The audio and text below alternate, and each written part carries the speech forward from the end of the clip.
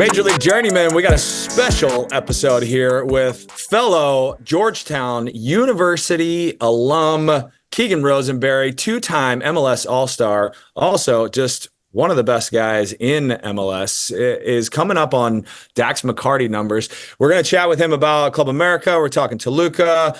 We're talking Chris Armas. You'll actually, you know, there's a good chance you might hear Dax McCarty set a personal record for longest question preview prior to the question, to be followed up by Alan Gordon with also a world record in question asking words. This is a fun one. Let's jump in. Gargs, check it out. Yeah. Check it out. Yeah. What? Boom. Not blurred anymore. Thank you. Background. Thank you. It's the same exact Thank thing. you. I want to see your cats running in the background, Dax. They're French bulldogs. Shut up. Keegs, what's up, dude? Get the recorder going. It's been recording, dickhead. Keegs, you don't seem like a cat guy to me. You got cats? We have a Doberman. Doberman. Yes, there Yeah. you go. Dope. There Says you go. a lot. Says See? a lot. That's a Georgetown Hoya answer for you right there, boys. Keegan, dude, look at this. So completely subliminal, like subconscious. I didn't even think about it. Just put it on this morning, and I love it. I clicked the recording, and I was like, oh shit, I got my Hoya shirt on because my man. I'll take things that didn't happen for 500, Gordo. Dude, I would tell you if I'm that much of a thinker ahead of time, and I promise you I'm not. So, How weird. Keegs, where are you reporting live from, man? Just in Denver here. We leave tomorrow for LA, so still at home, but quick turnaround, as you know. So, and that's a home stadium. That's a home stadium, apparently for Club America. So that'll be fun. Yeah, they look like we had a pretty good crowd against St. Louis, so it will be good. It would be even wilder, as you can imagine, if we had to go to Mexico, which is kind of nice. But we've been lucky to get a couple home games out of this, so I'm looking forward to it. It should be good. Dude, how's the body feeling? I can't complain. I've been pretty lucky, you know, throughout my career. You know, not nothing too serious, knock on wood. But this stretch has been difficult for sure, especially because it was kind of unexpected. But at the same time, I think we're on a bit of a high. So, you know, you're kind of tricking yourself into thinking it's sure. You know, these are fun games and they're just coming, and even though they're 3 or 4 days at a time, but pretty good. Definitely fatigued. You know, not really super fresh going into them, but that's kind of how this point of the season gets, you know, with some of these midweeks. So I can't. You're a young buck, dude. He's 30. He's 30, Garth. That's a dreaded number in soccer circles, dude. No, not in the MLS. That's prime. You guys said prime. You're in your prime, dude. I didn't even hit my stride until I was 32, and then I was cut at 33. So, like, I think you got a pretty good future ahead of you. I hope so. I was really shocked to hear that I was the oldest on the team starting this year, but we got really young through the offseason. So were you? I'm not looking too much into it. Yeah. You're the oldest on the team, Keeks? Well, yeah, Drew Moore retired at 43. Finally left the team, which left Keegan as the elder statesman. Keegan, don't want to be the host here and steer the ship, but you know that's Garg's job. He likes to take control. He's a control freak. But going back to what you just said, dude, having a good little stretch. How good does that feel, dude? I mean, because I keep up with the Rapids, you know, updates, and you're kind of up there on the all-time, you know, appearances list. How long have you been here, and how good does it feel to have a good run and get some results? Because you guys are kind of on fire.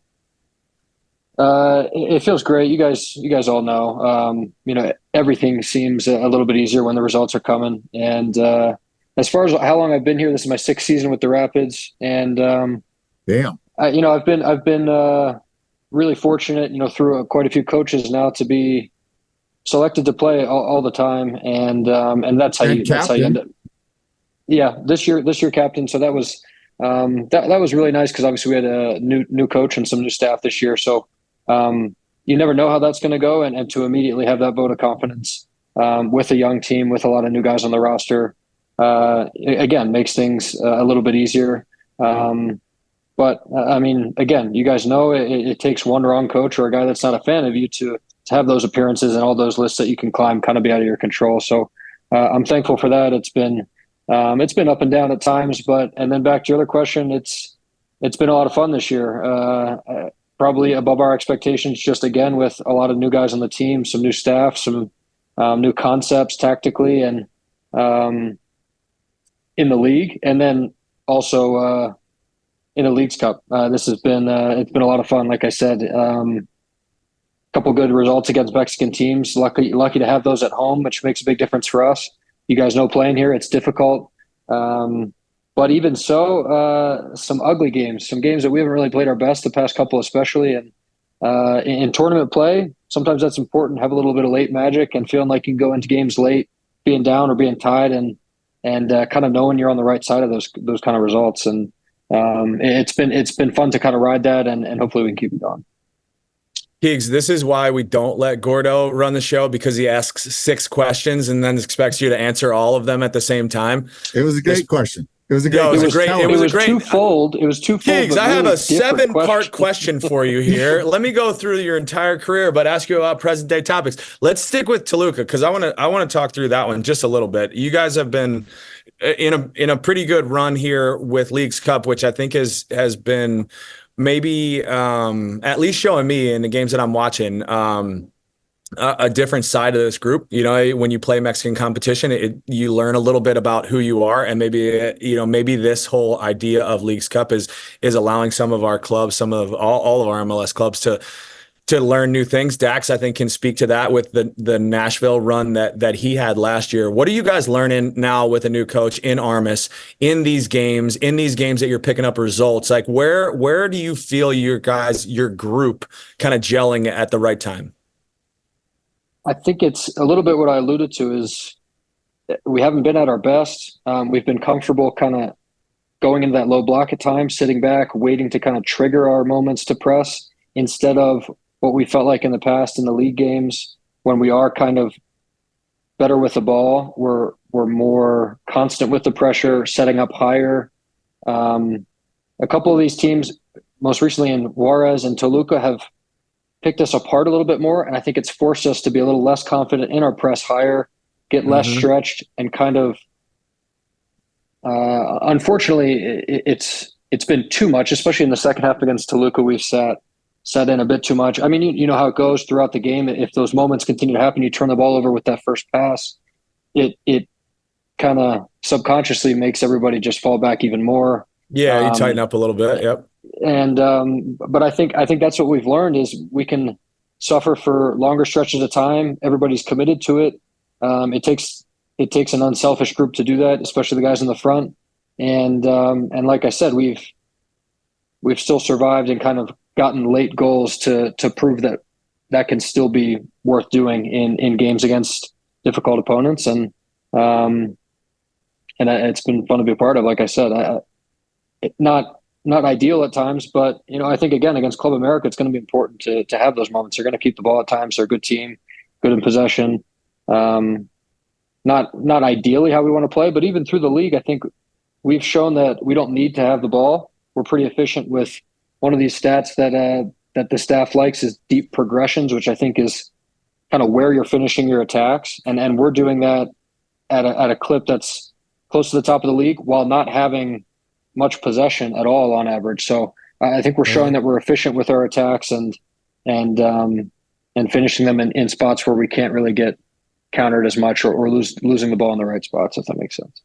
Yeah. It's been really fun to watch you guys, honestly. And I haven't been able to see many, I think, Leagues Cup games that you guys have played in. I saw a little bit against Toluca, who, by the way, is a very good team. We played them with Nashville last year. They were in our group along with you guys, so you had played them again. But they're a good team, and they've got a lot of quality. And I think for you guys to be able to get a couple results now against Mexican clubs, first of all, it should give you guys a lot of confidence going into the Club America game. But secondly, this is more of a Leagues Cup related question when it comes in the season, because for Nashville, let me speak from my experience last year with Nashville. It came at a good time for us because we stank in the league. We were on like 4 or 5 games, hadn't won a game, and things were not going well for us. And so we actually used Leagues Cup to kind of propel us right into a final and one of the most unbelievable experiences that I had with Nashville, right? Because there were so many questions surrounding Leagues Cup. Is it going to be exciting? Are people going to care? And the Journeymen here, we all kind of agree that like people care. Like you guys have cared. You've seen like the best of the Mexican clubs. You're going to get Club America's best lineup tomorrow or whenever. Also, great crowd at Dick's the other night. Great crowd in Colorado there. Like honestly, it's been really impressive to see, I think, what's happened in these later rounds. And so for me, you guys were playing well in the league, right? You're fourth in the table. I've been a Rapids truther from the beginning. As soon as Armas came in, I've been singing your guys' praises when you guys had a good start to the season because, look, let's be honest.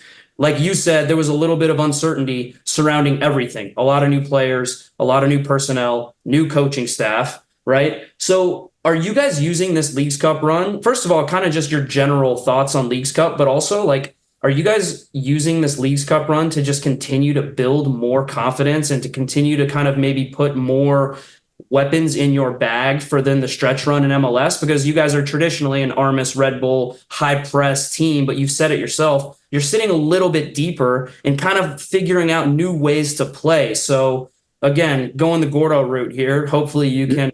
This is the longest question I've ever heard. Well, by the way, is there a question? Thank you, Dax. Thank you. Yes.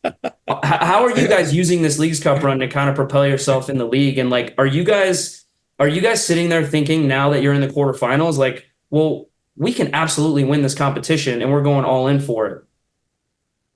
So I think the first part is in general what I think of Leagues Cup. And I think, like you've been saying, I think last year, obviously with the help of special number 10 in Miami, Messi helped really kick things off and brought probably more eyes to it than we could have ever hoped, even if it was a competition for 5 years. So that was great. And I think not directly related to that, but I think the fans have received it really well. I think specifically for us, our demographic here, I think our largest minority in Colorado is Hispanic. I think we got a lot of Mexican team fans here. That's helped the crowd size, sometimes not in our favor, but even last year didn't have a good season. But when we had the Toluca match, a lot of fans showed up, a lot of people showed up and cared. And I think the rivalry between the leagues that our league has hoped would build from this has definitely been brought to light if people didn't know about it. And I think it's been a lot of fun. I think the players enjoy it. I think shutting down the league and taking that break helps a lot because otherwise the match congestion can be a challenge. But big fan of it. It's been a lot of fun. And obviously compared to last year, advancing a little bit and kind of getting into this knockout stage and feeling that and almost, in our eyes, trying to simulate some playoff matches and that kind of loser go home type of or winner go home type of feel has been important too for a young team. So, and then the second part, totally. I think we want to use this to try to propel us forward. And I think it's going to be a big challenge. I think it's going to be something that we want to sit down, regroup, try to build out some goals for the last 8 matches, a couple of months. We'll break it into like maybe 4 games each and set some goals, try to, like I said, regroup because it's been a lot of games in a short amount of time. And as good as we feel like we've done to start the year in 4th place, I feel like we're maybe 3 or 4 points away from missing the playoffs entirely. So you guys know it's tight. It always is all the way down to the stretch. None of these games are guaranteed. None of them are really easy, no matter who you have at home, who you're traveling to. So that it's going to be important for us. So it does give us confidence, different opponents, different ways of winning, different ways of playing. And winning and results is so important for just the confidence of individuals and the team as a whole getting back into league play. But it's at least me trying to be a leader. It's definitely on my mind to try to just reset entirely, get back and try and refocus. And we'll be away at Dallas on the 31st. So trying to take this competition game by game and week by week and exactly what the next couple weeks is going to look like. I mean, we could potentially be on the road here for the next 3 games if we advance. So we'll see. It's because of the nature of the competition, you kind of take things 1 game at a time. But like I said, nothing but good things to say about the competition and hopefully what it'll do for us and our guys and different guys that have been able to feature. We sold an important piece in Bombito. We had Cabral go down with an injury just before the Leagues Cup. So we've had guys need to play important parts that maybe weren't expected to. So it's been impressive as well. That's a great answer to a great question. Go ahead.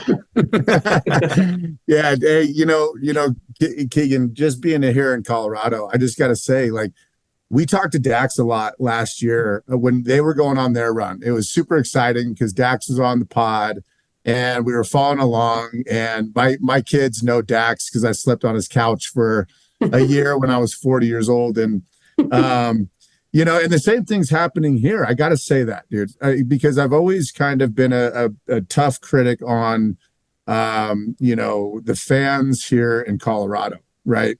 For many different reasons. The stadium's out there, all these different kinds of things. And Gargs has played here, so he knows, and everybody knows, right? But I got to say, it's pretty cool that every time we watch Leagues Cup, both of my boys go and put on their Colorado Rapids jerseys and we watch. And we were watching the other night against Toluca, and it's just amazing, dude, like how this tournament like makes fans of clubs. And I really think it really does a good job because tournaments are exciting, and knockout rounds are exciting.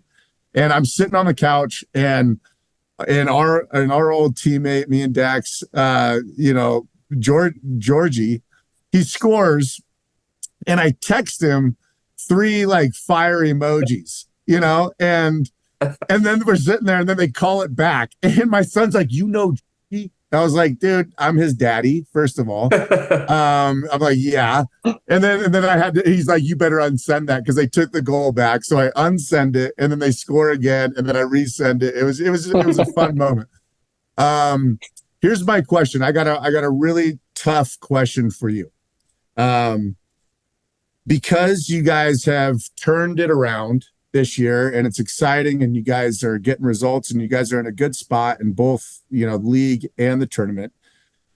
I want you as the captain to give me one name only. And it can't be a player that was on the team prior, obviously, who has given this club the biggest impact in its turnaround this season. And you can also say, Armas is on the table. Anybody who has had the best impact or the biggest impact, and it can only be one guy. Who are you going to give that praise to? Because I know you can give it to a lot of people, and that's why it's tough.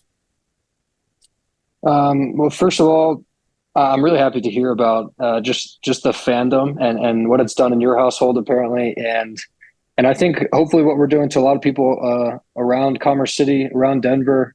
And some of that is, like you mentioned, the tournament play is fun, but also the way we've won a couple of these games, really late drama, penalty kicks. I mean, the league has set that up intentionally, eliminating the extra time, going straight to penalty kicks, adding drama.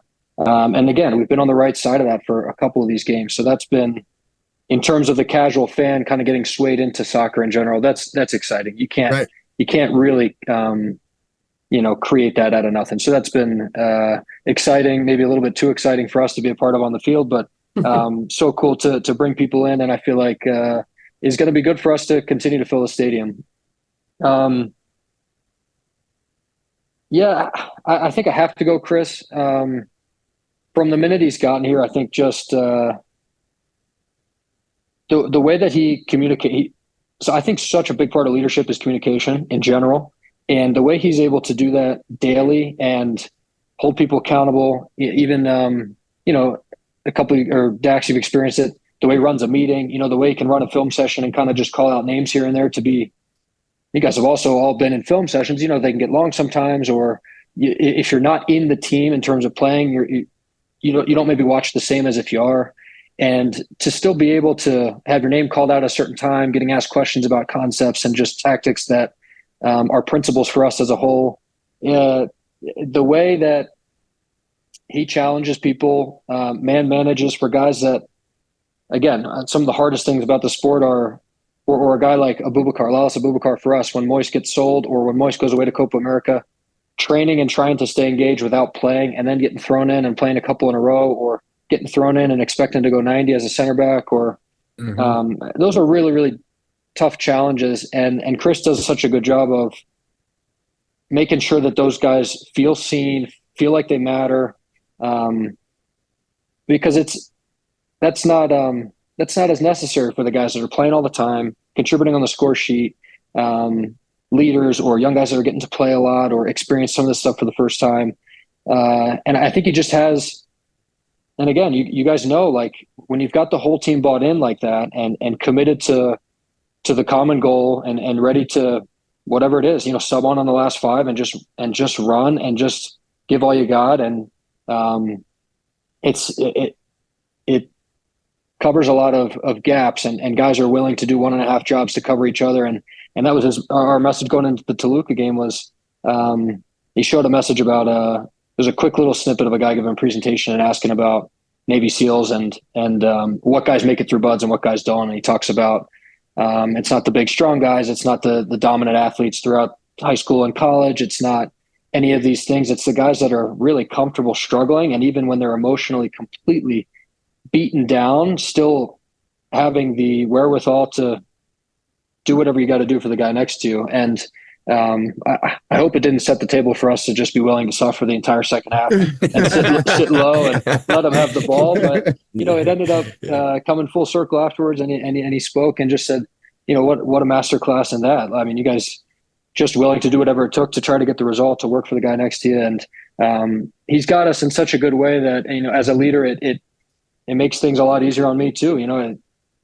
As leaders in general, when the team is in that way and has that mentality, it goes such a long way and makes up for, like I said, some other things that maybe you can't control. Keegs, I'm glad you said that, because some breaking news here on Major League Journeymen. I don't know how many other people know about this. Of course, everyone on this pod does, but as I was going through my free agent journey, I spoke to you, obviously, because Colorado was one of the places that I think there was mutual interest in going. And so, I spoke to you, I picked your brain, and I'm glad you said Chris, because obviously I spoke to Chris too. I have a relationship with Chris from our Red Bull days, but never as a head coach, only as an assistant coach. And I absolutely loved him as an assistant coach. And I've seen him, obviously, at his last few stops as a head coach, and it's been tough for him. And he's taken a lot of criticism, and he hasn't had, I think, as much success as he's wanted. And when he was going to Colorado, we had conversations, and he told me some things that I was very impressed with. And it was just so typical Chris. And so seeing the turnaround happen, I think we spoke and you were like, listen, Dax, I think that we have some pieces here, and I think Chris is going to come in and do a good job, but there's a little uncertainty here. Like, honestly, like with the club, with the players they're bringing in, like we're going to go for it and we're going to try to be better than we were last year, but who knows? So to see you, first of all, thrive and have success, to see Chris thrive and have success, it's a little bittersweet, because it'd be great to be like, hey man, look at that. I was there. I'm part of it. But again, like making the decision that I made, I think was the right decision for my family. But for you guys and for Chris, man, what a nice turnaround. What a big moment for him to step in and say, I can take this club who's been perennially, underachieving, if you will, the last couple of years, and turn it around so quickly, which I don't really think could have happened. And look, one of the main reasons why I didn't go to Colorado was I just didn't want to be closer to Gordo. Like, that was a big, big thing for me. You chose wrong, my friend. I didn't want to be closer to Gordo. That was like a huge problem for me, right? And so, look, man, there's no question involved there. I just wanted to say that it's great to see you guys, having success after a lot of uncertainty. And listen, regardless of what happens in Leagues Cup against Club America the rest of the season, I think you guys, I know you'll want to end it with a trophy, but it's been really impressive to watch Colorado, be amongst the elite in the West, because I think that's what you guys are at this moment in time.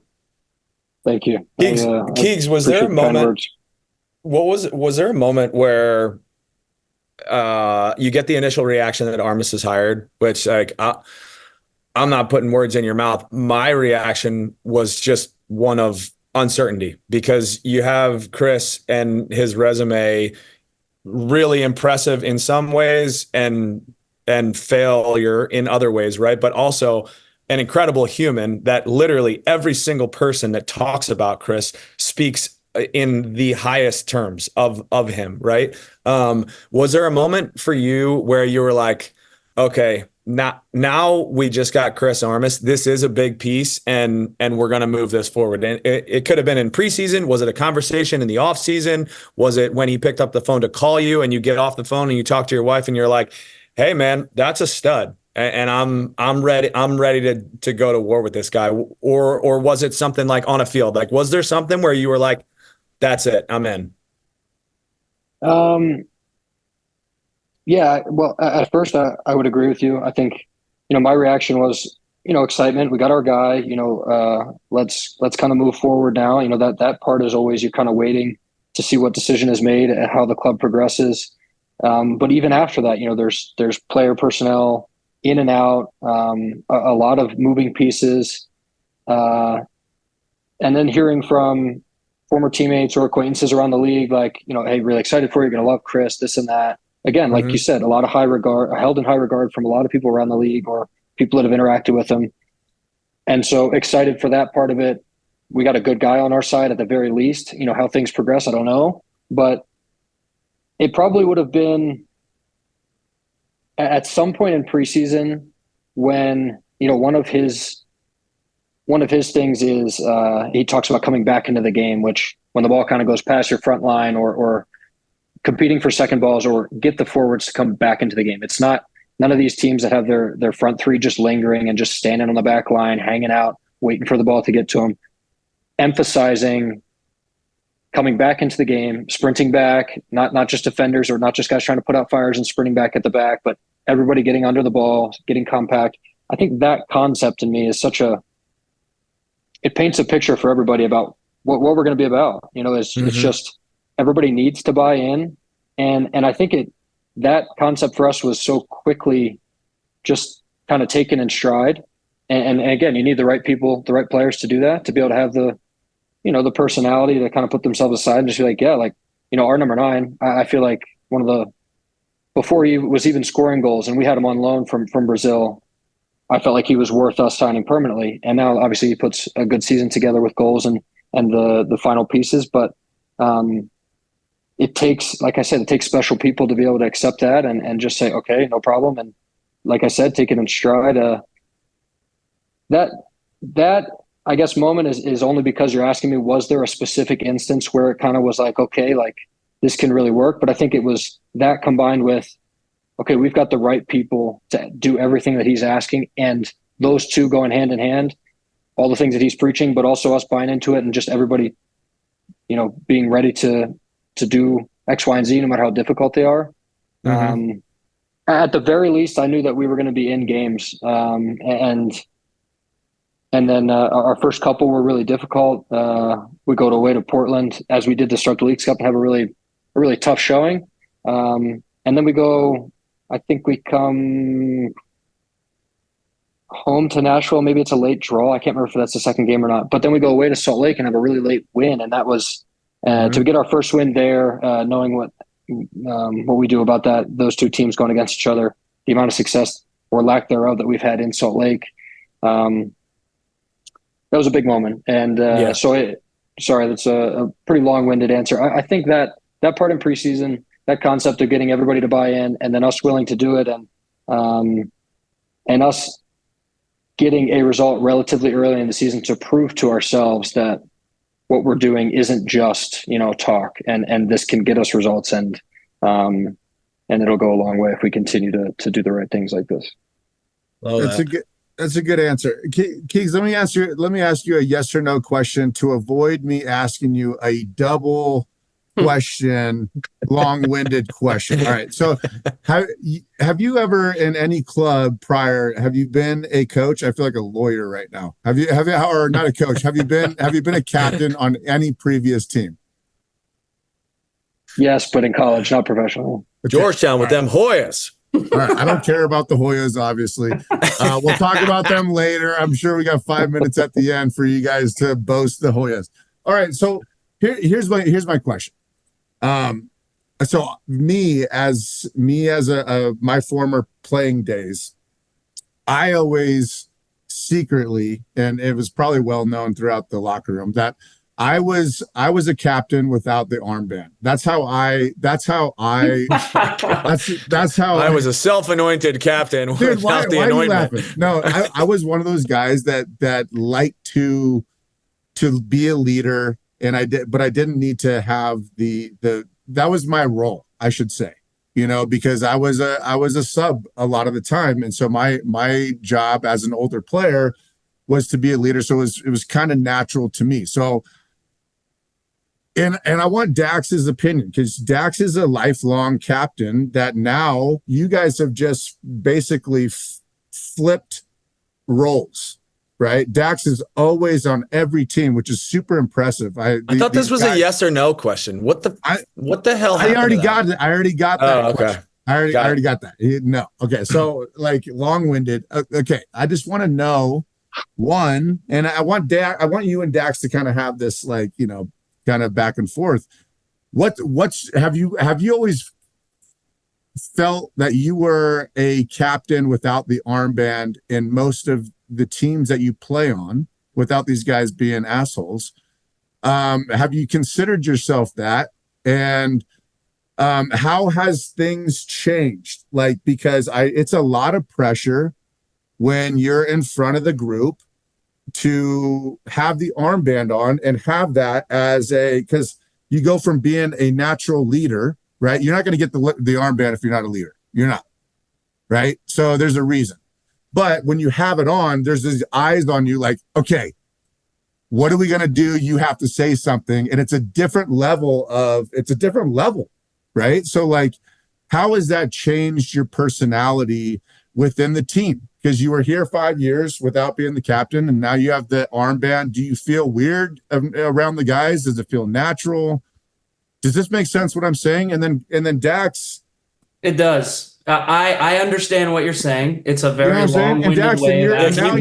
Pass the mic. Now you're the guy without the armband. Let me take it on for you, Gordo. Let me bring it home. No. Don't say what you think I should have said. No, I'm not. Okay. I understand what you're saying, Keegs. I when I got traded to DC United, I was pretty young. I was 23 or something, and I had this like perception of like, okay, I'd be a good captain. And so Ben Olsen, he gave me the captain's armband, and then 6 months later, I was traded to the New York Red Bulls because I stank. And so the reason I think that I've unpacked that happened was because I wasn't ready to be a captain. I was too focused on other people. I was too focused on what this person was doing and that person was doing, and I wasn't focused enough on myself. And so I think what Gordo's trying to say is like, listen, no, I said it. You've been a background leader, a guy that's been, I think, probably part of the 5-6 top leaders in teams that you've been on. But now that you have the armband, how have things changed for you personally, right? Like, are you still able to be the same person that you always were before, or have you changed little habits that you have with regard to how you act in the locker room, how you act on the field? How has that changed you? Keegan, I actually said that exact same thing. So yeah, go ahead. Thank you. You can answer. Thanks, Dax. Keegs, you can text me and thank me later for clarifying that. I think first, related to what Dax said, I'm glad that this role for me has come when it has. I'm glad that I've been able to navigate a couple teams. I'm glad that I've been able to be in Colorado before receiving the armband, build relationships with people, build credibility with people. I think that's such a big part of it. The only thing that I would have said at first was, just because Chris and I's relationship was so new and some of the players that we brought in were so new, I almost wanted a little bit of time to just prove who I am, just prove why maybe I'm deserving of this. Not that I didn't think it, but I want to almost have a little bit of time to train with these guys that I haven't played with before or talked with before, any of that. But at the same time, I think all of my playing experience leading up to this and my habits and the way I train, or just the way you come in every day, is kind of almost, I'm preparing myself for that responsibility. And so the only thing that's really changed for me this year is maybe speaking slightly more right before we go out in a big group huddle, or right before we blow the whistle in the 11 huddle. And other than that, it's because I have in the past prided myself on leading by example and just trying to do the right things all the time. The vocal part has still felt natural, and I hope, and from what I've heard, it still seems genuine to people. It doesn't seem forced. It doesn't seem like I'm taking on something that isn't me. And one of the biggest parts that gave me confidence right after the announcement in preseason this year was from Drew Moore, who's still a really big part of the club here, and from other staff members was, don't feel like you need to change anything that you're doing. You got this because of what you have been doing. You got this because of, how we all feel about you and what you've done here at this club. And that meant a lot, because I think maybe, Dax, what you alluded to in DC is sometimes when you maybe get an added responsibility or get this new title, you start thinking and caring more about things that haven't actually gotten you to the place that you have. And totally. And so I think that was such a good reminder right away when things happened for me to be like, not really looking outside and trying to manage and check in on guys. And, let's just continue to put our head down, try to, again, lead by example, try to get this mentality right for everybody. And then let's go from there. And one thing I always said, Keegs, was prove yourself to your teammates first that you deserve this role, and then your voice becomes louder. Your voice has more meaning, right? Because if you are the guy who's speaking too much before you go on the field and show that you deserve this type of respect, it kind of gets lost on guys, in my opinion. So I think that's the best way that you could have looked at it. But for any young listeners, Dax, and any dads with young kids, how do you do that? What is the right way to do to earn the respect of your teammates? Is it through... He's hit the nail on the head. It has to be natural. Like there's no... I can't give authenticity is worth its weight in gold. That's what it is. You can't force. So why was I never captain? Because you're an idiot. Oh, that's why. Yeah, you have to be authentic to yourself. And some people lead by example, some people lead with their voice, and some people can do both, right? And so that's kind of where it is, man. It just has to be almost a natural thing, and it can't be forced, because if it is, people see right through that. Keegs, I think you hit it. Something that struck with me there was the timing of it, and the timing of it in your career. And I can align with that, because when I went to the Galaxy, I was maybe my 10th year or somewhere pretty far down the road. And thinking about some of the young guys that were coming into the Galaxy and coming into that as their first team. And this, like being in the Union and around, Jim Curtin and around some of those guys that are some leaders, the Connor Caseys, like you get mentors that will shape the rest of your way. Right. But I also thought about my career, and I don't think that I would have been ready to play for the Galaxy at the beginning of my career. It wouldn't have worked out well for me. And I wasn't prepared for that. So for you to, kind of acknowledge that the timing of it, and just the life preparation, the years within locker rooms, watching others operate, to lead you to this moment, to now have the confidence, the self-confidence, the patience, the authenticity to go into a locker room and just be yourself. It's incredible. And I can hear every bit of that. Dax, I wanted to ask you though, how has that transition been for you to be a captain on literally every single club you've been to now have to use I guess in another way to look at this, like Gordo's role, because Gordo was excellent in his role. He was a captain in every locker room that I was a part of with him, which was 3 different clubs. But didn't have the armband to walk out and flip the coin and have to, talk to the reporters afterwards. And judging by his questions, you can understand why. But how has your transition been? I actually asked this question as well. You see what happens here on the Journeymen? I'm talking about going from Nashville to Atlanta. Yeah, no, it's a good question. And it's one that was, I think there was a natural progression there. And it actually happened in Nashville, right? When, I was the first captain of Nashville SC for 3 years. And as I got older and as my role on the field changed a little bit, so did, I guess, the representation of the captain's armband. And for me, I told Gary Smith when we were having this conversation, I said, I don't need the captain's armband to still be myself. Like that's not anything I've ever needed. It's something that I've taken and worn with pride, but I'll be the same guy with or without it. And so the transition for me to Walker Zimmerman was pretty smooth because I still felt the same. I didn't feel any differently. And when I came to Atlanta, it was the same. I felt like I wanted to prove myself in the locker room first. I wanted to prove myself on the field first. So then if I did have things to say and I wanted to speak up, which you guys know I always have something to say, my voice would carry a little bit more weight because I proved it to the guys on the field and I earned the respect of the guys in the locker room. So I think that people, and I listen, I think there are certain personalities out there who they almost need that validation. They need that captain's armband to feel like, all right, this is my team. And I don't necessarily love those personalities. I like the guys who can do it in a quiet, confident way. And when they speak, people know and people listen, right? Because you have a couple Gordos in every locker room, the captain that doesn't have the armband, and their voice carries just as much weight, if not more, than the guy that maybe has it. So it's been an easy transition for me and one that honestly I embraced. Yeah. All right. Well, we're going to give you the armband back because enough of this serious shit. So yeah, Gordo took this in a way too serious direction. Sorry, Keeks. I think we needed to know, Yeah, we needed to know.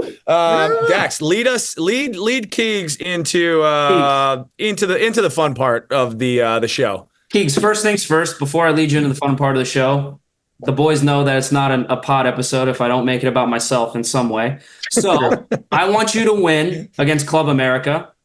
Reality is you're going away from home. You're probably the underdog.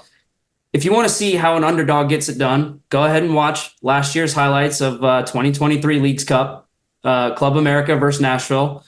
There's a little goal scored in the 98th minute to tie the game up. I thought you were going to say there's a little ginger. There is a little ginger that's a part of that goal.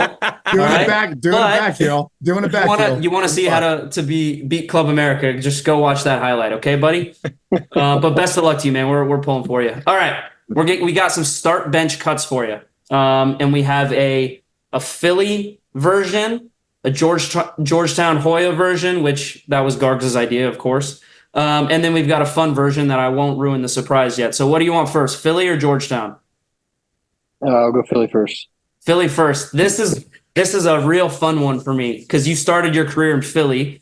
You are a right fullback for the people that maybe don't know you, which I would hope everyone that listens to this do. You played with a lot of good wingers and midfielders in your day, buddy, but I'm giving you three that played right in front of you. You got to start one, you got to bench one, you got to cut one. Number one, our boy Chris Pontius. Number two, Alejandro Bedoya. Number three, the sauciest player to ever grace MLS. Ilsinho. Okay, this is probably such a bad start to the question, but is this like in the frame of like a game? In the framework of how good of a player you consider them to be. Oh, okay. Wait, prime or when he played with them? Prime. Well, when you played with them, that's probably more fair. Okay. And take it in whatever direction you want to take it. Yeah. Hey, here's some parameters. Now throw them out the window. Yeah. I'm starting Ilsinho, benching Ale, and cutting Chris. Hey. See you later, That's what I wanted. Hey, that's a captain right there. Just straight. He knew it. He went for it. I'm sending this clip straight to Pontius when we're done. Thank you. That's what I wanted. You knew that's what I wanted. I appreciate you. Give the people what they want. That's a real captain. With Ilsinho is he was so saucy, dude. Wow.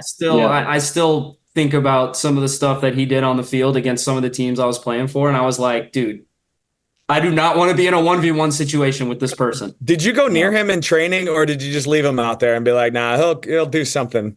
I did my best not to. Honestly, it was once a day he's megging a guy. I mean, it was. Oh, for sure. That's what he played for. He was at that point in his career where he showed up to our preseason when we first got him. He was 210 pounds.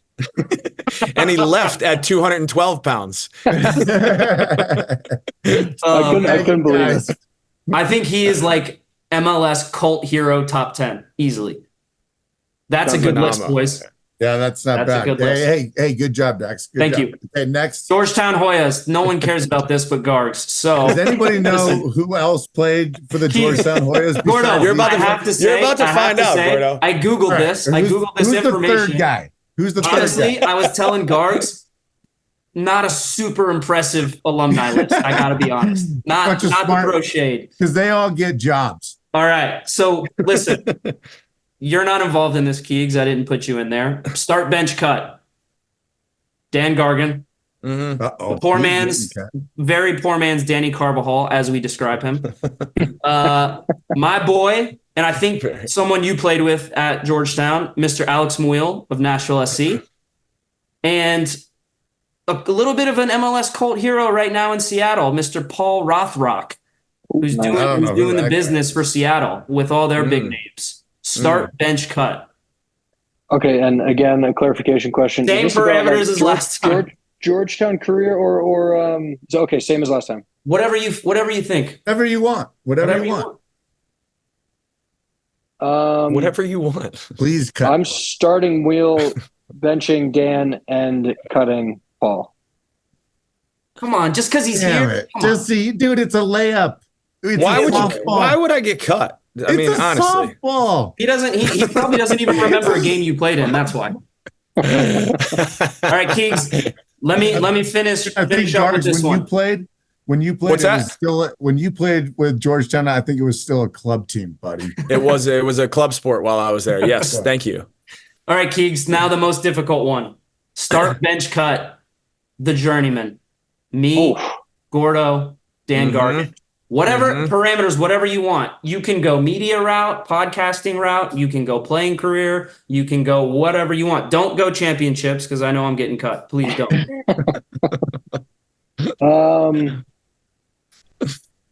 This is great. This is the first time we've done this, by the way, with the three of us. Yeah, you're the guinea pig. I'm starting Dax, benching Allen, and cutting Dan. Get the fuck out of here, Keegan.